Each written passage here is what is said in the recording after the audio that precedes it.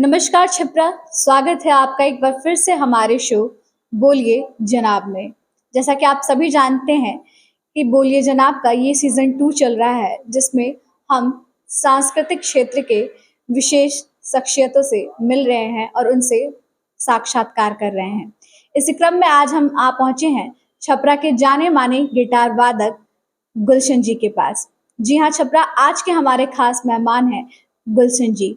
तो आज हम बिना कोई वक्त ज़ाया किए हुए सीधे अपने खास मेहमान का स्वागत करते हैं। तो सबसे पहले तो नमस्कार सर और स्वागत है आपका हमारे शो नमस्कार, पे। आपका बहुत बहुत शुक्रिया और आपके जो भी दर्शक हैं उनको भी नमस्कार। मैं गुलशन कुमार हूँ और गिटारिस्ट।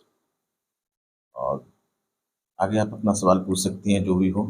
सीधे मुद्दे पे आते हैं। जी बिल्कुल, बिना वक्त ज़ाया किए हुए हम मुद्दे पे आते हैं। तो मेरा सबसे पहला क्वेश्चन जो है गुलशन जी आपसे कि यही है कि आप इस फील्ड में जब आए तो सबसे फर्स्ट वो टर्निंग पॉइंट कौन सा था जब आपको लगा कि नहीं मुझे इसमें आना चाहिए?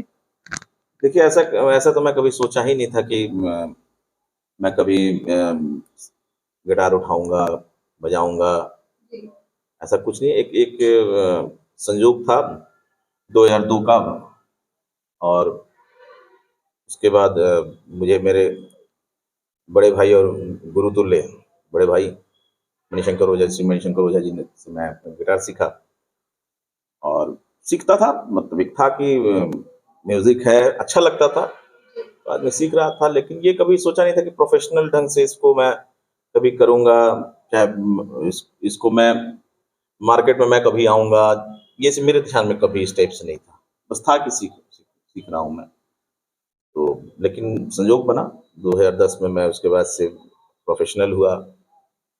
उतने दिन मैं सीखा और बहुत अच्छा लगा कि म्यूजिक में समय देना, जो देगा वही सीखेगा। तो 7-8 साल एक गुरु के सानिध्य में रह के सीखना, ये बहुत बड़ी चीज़ है। क्योंकि आजकल के बच्चे सीखते ही नहीं हैं। 1-2 महीना में सोचते हैं कि हो जाए सब।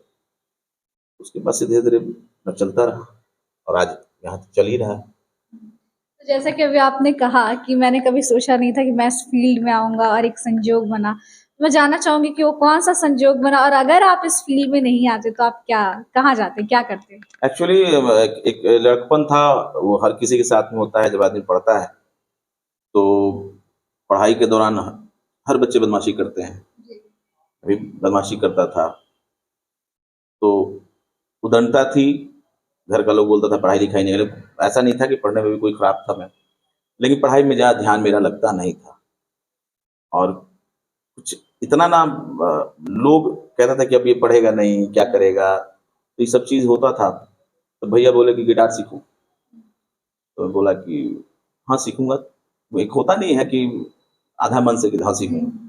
तो भैया ही गिटार खरीद के लाया, गिटार हाथ में पकड़ाया और वहाँ से शुरू हुआ सफ़र। और सीख रहा था। सीखते 6 महीने बीते। एक होता नहीं है कि घर घर की मुर्गी दाल वाला, उस टाइप से बस। जी। एक दिन गुरु का आशीर्वाद मिल गया कस के। उसके बाद से आदमी सीखना शुरू किया, वहाँ से सीरियस आदमी हुआ। गुरु मतलब मैं अपने गुरु चाहे बड़े भाई के, उनको इतना मानता हूँ कि मतलब जिसका आज भी अगर वो रात को 12-1 बजे मुझको पुकार दे तो मैं खड़ा रहता हूँ। ये मेरे उनके बीच में तालमेल है। वो मतलब ये एक बॉन्डिंग है। तो 6 महीने बीते, तो जैसे लेसन होता था, हाँ, कर रहा हूँ। और भी बच्चे थे सीखने वाले।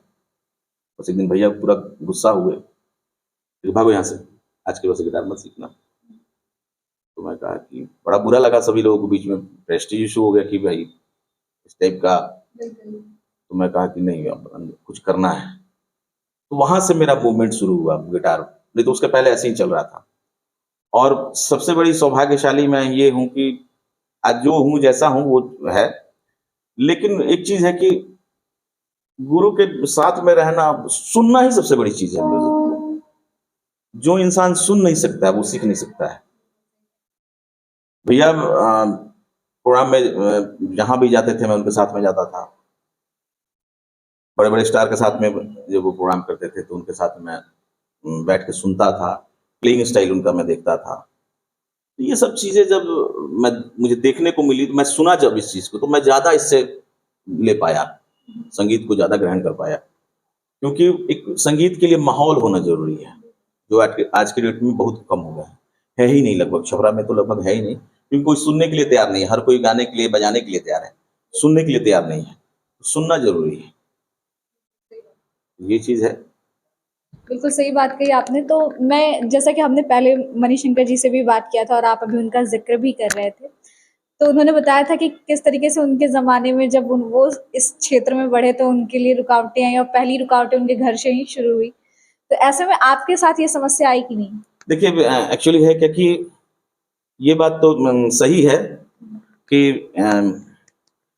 रुकावटें थी, घर का माहौल, मेरे घर का माहौल म्यूजिकल है, लेकिन ऐसा कभी मतलब नहीं था कि कोई प्रोफेशनल इसमें हो, ये कभी नहीं था। ये कोई घर का नहीं चाहता था, क्योंकि स्कोप उस टाइप से नहीं था कभी, अब कोई सोचा नहीं था कि इस टाइप से भी म्यूजिक हो सकता है। तो भैया जब जिस समय कर रहे थे तो मैं छोटा था, उस समय मैं देखता था, तो वो सब दबाव मैं देखा हूँ, लेकिन हाँ, उन्होंने धीरे धीरे धीरे धीरे उस माहौल को बदला, लोगों की सोच को बदला, और बदल के उसके बाद मैं उनको देख के इंस्पायर हुआ, मैं उसके बाद उसमें आया। लेकिन उनके बाद से जब भैया के बाद से माहौल बदल गया घर का, उसके बाद से कोई म्यूजिक से लेके कोई विरोध नहीं हुआ आज तक, और लोग उसके बाद से हर कोई, जो भी अगल बगल मोहल्ले वाले भी, जो भी रिलेटिव थे, वो भी एक्सेप्ट किए कि नहीं, इसमें भी कुछ है, कुछ आदमी कर सकता है। तो आज उसी की बदौलत मैं हूँ, और अब मुझे इस तरह का विरोध का सामना नहीं करना पड़ता है। आज मैं हैदरपुर स्कूल में म्यूजिक टीचर हूँ, कल्चरल इंचार्ज हूँ, तो उसी से। म्यूजिक की बदौलत।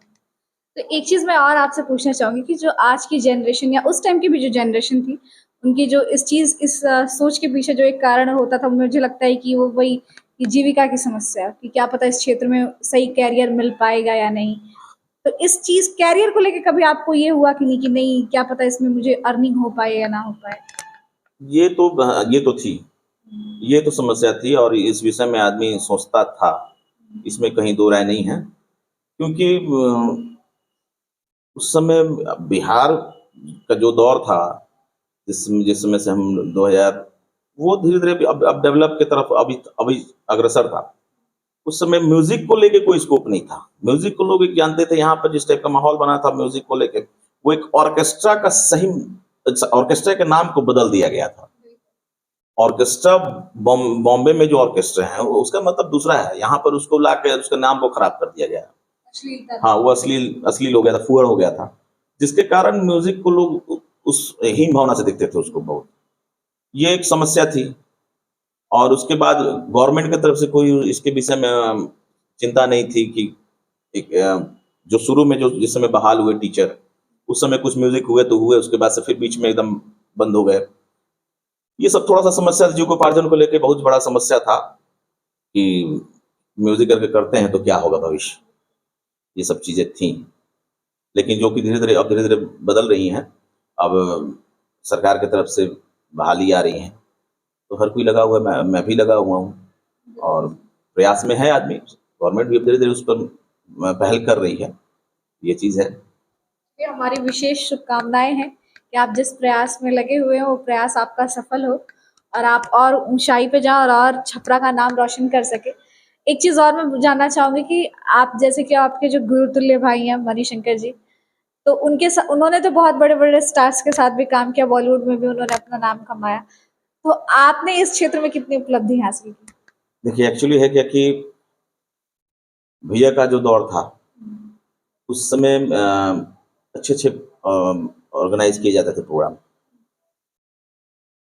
उस समय जो भी श्रोता थे वो सुनने वाले थे, प्रोग्राम को बैठ के देखने वाले थे। आज भी हैं, ये नहीं कहता हूँ, लेकिन आज का जो माहौल हो गया है, लोग को बहुत कम समय में इंटरटेनमेंट चाहिए, कोई उतना देर बैठ नहीं सकता है। दूसरा चीज, जो आजकल के जो म्यूजिक को लेके, गाने बजाने को जो लेके माहौल बना है हमारे बिहार का, वो किसी से छिपा है नहीं, अश्लील की तरफ ज्यादा रुझान है, जिसके चलते हमारे यहाँ म्यूजिक प्रोग्राम का जो है वो दौर, अच्छे प्रोग्राम का दौर वो कम हो चुका है, और अच्छा प्रोग्राम करने के लिए वो बजट नहीं है। सबसे बड़ी समस्या क्या है? उस समय किसी तरह कुछ जो भी ऑर्गेनाइजेशन थे वो ऑर्गेनाइज करते थे, लोग से डोनेशन लेके टिकट वाइज जैसे भी होता था, लेकिन अच्छे कार्यक्रम होते थे। उस समय भैया के साथ मैं रहता था, तो मैं देखा हूँ अच्छे से स्टार को। तो लोग उसमें रुझान रखते थे। आज के में कोई रुझान नहीं रख रहा है, और ये अकेला कोई करा नहीं सकता है, क्योंकि एक अच्छे कार्यक्रम कराने के लिए अच्छा बजट चाहिए। वो नहीं हो पा रहा है, ये भी एक चीज़ है। अच्छा, एक चीज़ और मैं आपसे पूछना चाहूँगी कि आपने तो पुराना दौर भी देखा है और अभी नया जो दौर चल रहा है वो भी देखा है। तो जो संगीत का जो वो पुराने दौर में जो चीज़ें इम्पोर्टेंस थी या अभी जो भी हैं, तो उसमें आप कितना अंतर देखते हैं? देखिए, ओल्ड इज गोल्ड, ये तो हाँ, ये तो है ही। पुराने जो गाने बजाने हैं वो कभी भी जिंदा रहेंगे, क्योंकि उनमें जो चीज़ें हैं, जो लिरिक्स जो चीज़ हैं, जो उनके भाव हैं गाने के, वो नए गाने में नहीं है। नए गाने आते हैं, थोड़े दिन अच्छे लगते हैं, 2 4 10 दिन, उसके बाद फिर मार्केट से वो आउट हो जाते हैं। लेकिन आज भी पुराने गाने बज रहे हैं। कारण क्या है कि पुराने गाने हमारे जो भारतीय शास्त्रीय संगीत है उनके मुताबिक बनते थे, और बेस वही है। आजकल के गाने जो आते हैं, ज़्यादातर जिसको मन किया वो उठाया बना दिया। डिजिटलाइजेशन जब से हुआ, स्टूडियो ज़्यादा हो गए, सिंगर ज़्यादा हो गए, तो जिसको मन करता है वो शुरू हो जाता है। इतनी सुविधा हो गई है कि बेसुरा गाइए, सुर मिला दीजिए उसको और रिलीज कर दीजिए ऑटो ट्यून के चलते। ये सब चीज़ें हैं, लेकिन वो सक्सेस नहीं है, मार्केट में वो सक्सेस नहीं है। अच्छा, आपने कभी बॉलीवुड में क्यों नहीं ट्राई किया कि आप बॉलीवुड में जाके प्लेबैक सिंगिंग में थोड़ा-सा आपका सपोर्ट हो? ऐसा? देखिए, एक्चुअली है क्या कि म्यूज़िक मैं जिस समय शुरू किया, वो मान के चलिए कि मैं जब 2002 में लगभग इंटर में था उस समय। अगर ये माहौल बचपन से रहता, तो आदमी ज़रूर कहीं न कहीं कर सकता। परिवार की ज़िम्मेदारियाँ हैं, बहुत तरह की ज़िम्मेदारियाँ हैं, तो जिसको छोड़ के बाहर जाना संभव नहीं हो पाया। कोशिश आदमी किया, लेकिन ये म्यूज़िक नहीं छूट पाया। म्यूज़िक ने कहा कि नहीं, नहीं जाना है, म्यूज़िक में ही रहना है। तो उस चलते रहा आदमी। यही चीज़ है, और क्या है इससे, और इसी से जीविकोपार्जन चल रहा है। बहुत अच्छी बात है। एक चीज़ और मैं आपसे पूछना चाहूँगी कि छपरा में आप म्यूज़िक को किस रूप में देखते हैं कि अभी उसकी क्या स्थिति है यहाँ पर? छपरा में म्यूज़िक की स्थिति मैं क्या कहूँ? मतलब इस पे तो बोलना, अगर बोलूँ तो बहुत लोगों को बुरा लगेगा। कोई बात नहीं, सही सच्ची लेकिन बात लेकिन होनी चाहिए। हकीकत बात ये है कि अभी छपरा म्यूज़िक का माहौल ही खत्म हो चुका है। अगर रहता तो बहुत अच्छे-अच्छे कलाकार हैं छपरा में, इसमें कोई दो राय नहीं है। लेकिन वो उनकी स्थिति क्या है, कोई भी ऑर्गेनाइज़ हो रहा है कोई भी प्रोग्राम यहाँ पर अगर, तो किसी न किसी कारणवश, अब क्या कारण है, राजनीतिक है कि क्या है, मुझे तो पता नहीं है, उनको बुलाया ही नहीं जाता है। या तो हो सकता है लोगों को डर रहता है कि बहुत बेहतर हो जाए, बहुत बेहतर है ये, उनको बुलाया ही नहीं जाता है, और वो घर पर रह जाते हैं। जिस जो है वो अपना करते हैं, अब अपने अपने से अपना पीठ थपथपाते हैं। ऐसे भी कलाकार हैं। मैं तो यही कहूँगा। तो आपके कहने का अर्थ है कि कुछ गिने-चुने लोग ही हाँ, वो तो है ही। जो असली जो हीरे हैं उनको निकालने और हाँ, तराशने की आप अच्छा कभी ये बताइए मुझे कि छपरा में गाने वाले कितने हैं? छपरा में गाने वाले गिने-चुने हुए हैं। बजाने वाले कितने हैं? गिने-चुने चेहरे ही नज़र हाँ, आते हैं। लेकिन तब भी वो क्यों नहीं दिखते हैं कहीं? इसके पीछे कहीं न कहीं कोई कारण होगा। तो ये सब चीज़ें देख के आदमी कभी थोड़ा-सा समझता है। तो चलिए, उससे कोई बात नहीं, हम कोई फ़र्क नहीं पड़ता है। जो जहाँ है वहाँ है अपना, और जिसको जो मर्ज़ी में आए सो करे। अब देखिए, कलाकार कभी अपना ईमान नहीं बेच सकता है। कलाकार वो अपना संगीत से तो पेट भर सकता है, ईमान बेच के नहीं भरेगा। तो यहाँ पे बात यही है, कलाकार कभी दूसरे किसी के मंच पर नहीं जाता, बिन बुलाए, क्योंकि कलाकार को पैसा नहीं चाहिए, सम्मान चाहिए। यही बात है। अच्छा, एक बात और मैं पूछना चाहूँगी आपसे कि जब आप जैसे कि आप जब इस क्षेत्र में संघर्ष कर रहे थे और आपको पहली बार स्टार फ़ोक सिंगर्स के साथ जब आपको अपना म्यूज़िकल कॉन्सर्ट करने का मौका मिला, तो मतलब वो फीलिंग कैसी थी कि मतलब लगा कि आज जो है थोड़ी बहुत सक्सेस मिल गई? हाँ, वो तो देखिए वो फ़ील तो मतलब उसको तो बताया नहीं जा सकता है। लेकिन देखिए स्टार ठीक है, वो चैनल पर आते हैं, उनका नाम है। लेकिन मैंने क्या कहा कि हमारे बिहार में बहुत अच्छे-अच्छे सिंगर हैं, बहुत अच्छे-अच्छे म्यूजिशियन हैं। लेकिन उनको क्या किसी न किसी परिस्थितिवश, कारणवश वो वहाँ तक नहीं जा पाते हैं। तो उस मतलब और बहुत अच्छे-अच्छे कलाकार के साथ में आदमी काम किया।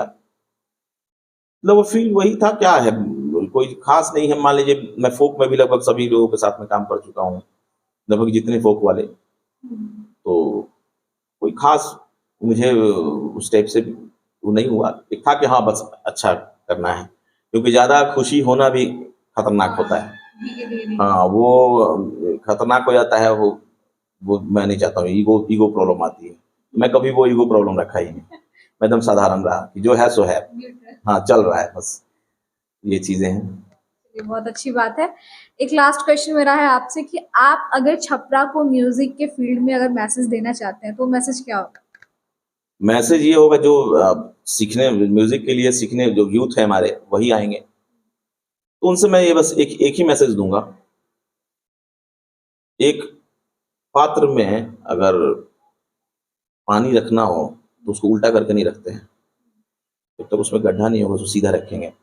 और सीखने के लिए पात्रता होनी चाहिए, किसी भी चीज़ को पाने के लिए पात्रता होनी चाहिए, और समय देना पड़ता है किसी चीज़ के लिए। हाँ, बात बात सुन के बर्दाश्त करने की क्षमता होनी चाहिए।